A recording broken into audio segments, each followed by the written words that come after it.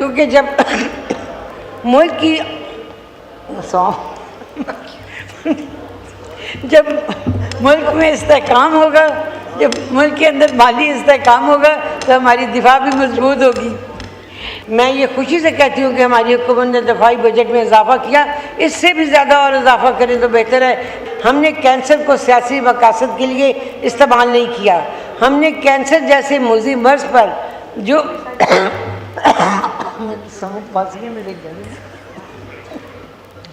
हमने कैंसर जैसे मुज़ीब मर्ज के लिए जो हिफाजती टीके होते हैं उस पर से तमाम टैक्स, तमाम ड्यूटी ख़त्म कर दी है, ताकि आम आदमी जो है वो करोड़ों और लाखों के टीके थे जो अवाम की दस्तरस से बाहर थे। और ये वो एक ऐसा इक़दाम हुकूमत ने किया है कि हमने वो टैक्स और ड्यूटी ख़त्म कर दी है, जिससे वो टीके अब अवाम को ज़िंदगी की उम्मीद दिलाने में एक मौसर किरदार अदा करेंगे और हर आदमी की पहुँच में, दस्तरस में वो टीका होगा। एक मुझे बड़ा दुख के साथ ये कहना पड़ता है कि हमने एक आदमी ज़ाया कर दिया, साबिक़ वज़ीर आला, जिन्होंने ये बयान दिया कि मैं इस्लामाबाद की मारगला की पहाड़ियों से भागता हुआ मानसेरे पहुंचा, तो हम अगर ओलंपिक्स में उन्हें भेजते तो गोल्ड मेडल हम जीत सकते थे, जो पाकिस्तान के लिए एक एहसास होता। हमने वो बंदा ज़ाया कर दिया।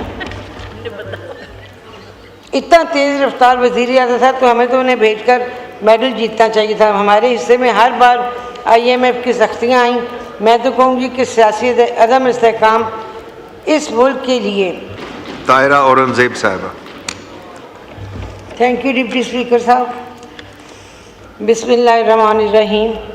सबसे पहले तो मैं इस ऐवान में बैठे हुए इस तरफ और उस तरफ अपोजिशन की तरफ जो लोग मेरे भाई बहनें बैठे हैं, सबको मुबारकबाद पेश करती हूँ कि इस ऐवान ये तमाम तर इख्तलाफात, तमाम तर सख्त हालात के बावजूद 3 साल, तीसरा साल है तसलसल के साथ ये पार्लियामेंट का इजलास चल रहा है और तीसरे पार्लियामानी साल में लाने में हम दोनों तरफ के जो अफराद हैं वो इसमें कामयाब हुए हैं। पाकिस्तान में पार्लियामान की जमहूरियत, अवाम की नुमाइंदगी वो कायम रखा है। ये खुद इस बात की ज़मानत है कि मसाइल का हल बैठकर बातचीत से हल किया जाता है। कल वज़ीर आज़म साहब ने जब अपोजिशन इस ऐवान में जब अपोजिशन की क़यादत के दरमियान जब गुफ्तगू हुई, तो मैं बतौर एक सियासी कारकुन के मुझे ये यकीन हुआ, मेरा ईमान और पुख्ता हुआ कि डायलॉग्स के ज़रिए ही मसाइल का हल है और मसाइल के हल के लिए कोई और दो राय नहीं कि सियासी इस्तेहकाम होगा तो माली इस्तेहकाम होगा, माली इस्तेहकाम होगा तो दफाई इस्तेहकाम होगा। रियासत के तमाम अदारे एक दूसरे के साथ जुड़े हुए हैं, हमें एक दूसरे का एहतराम भी करना है और एक दूसरे को थामना भी है। अगर पिछले 3 साल से हमें माली परेशानी का सामना है तो इब्तदाई 2 साल जो थे वो सड़कों पर धरने, लॉकडाउन और मोटरवे पर फसाद की नज़र हो गए। हम कैसे सोच सकते हैं कि इस्लामाबाद के ब्लू एरिया में आग लगी हो और मुल्क में इस्तेहकाम भी हो, माली इस्तेहकाम आ जाएगा, मोटरवे मैदान जंग बना हो और मुल्क में माली इस्तेहकाम आए। एक मुझे बड़ा दुख के साथ ये कहना पड़ता है कि हमने एक आदमी ज़ाया कर दिया, साबिक़ वज़ीर आला, जिन्होंने ये बयान दिया कि मैं इस्लामाबाद की मारगला की पहाड़ियों से भागता हुआ मानसेरे पहुंचा, तो हम अगर ओलंपिक्स में उन्हें भेजते तो गोल्ड मेडल हम जीत सकते थे, जो पाकिस्तान के लिए एक एहसास होता। हमने वो बंदा ज़ाया कर दिया। इतना तेज़ रफ्तार वज़ीर आला था, तो हमें तो उन्हें भेजकर मेडल जीतना चाहिए था। हमारे हिस्से में हर बार IMF की सख्तियाँ आईं। मैं तो कहूँगी कि सियासी अदम इस्तेहकाम इस मुल्क के लिए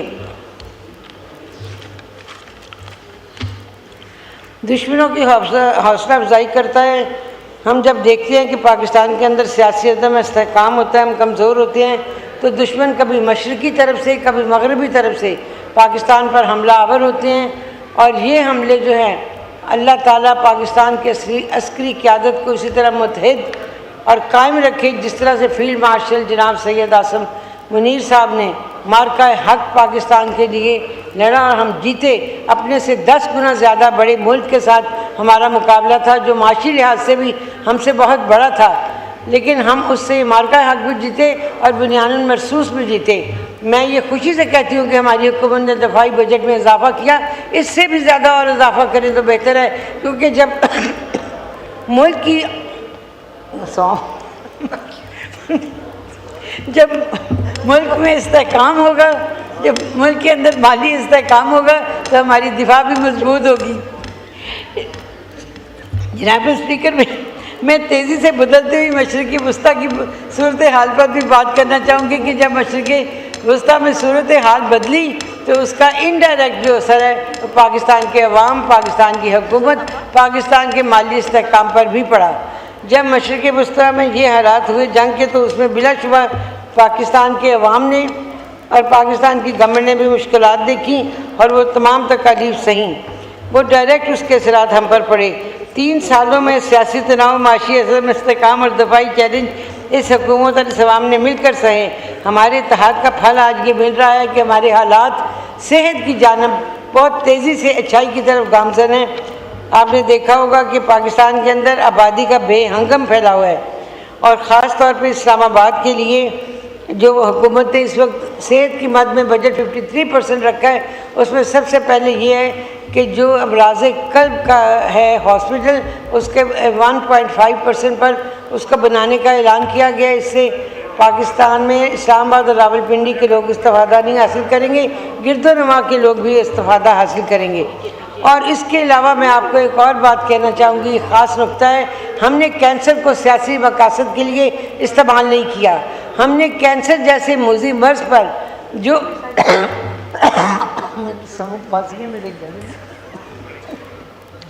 हमने कैंसर जैसे मुज़ी मर्ज़ के लिए जो हिफाजती टीके होते हैं उस पर से तमाम टैक्स, तमाम ड्यूटी ख़त्म कर दी है, ताकि आम आदमी जो है वो करोड़ों और लाखों के टीके थे जो अवाम की दस्तरस से बाहर थे। और ये वो एक ऐसा इक़दाम हुकूमत ने किया है कि हमने वो टैक्स और ड्यूटी ख़त्म कर दी है, जिससे वो टीके अब अवाम को ज़िंदगी की उम्मीद दिलाने में एक मौसर किरदार अदा करेंगे और हर आदमी की पहुँच में, दस्तरस में वो टीका होगा।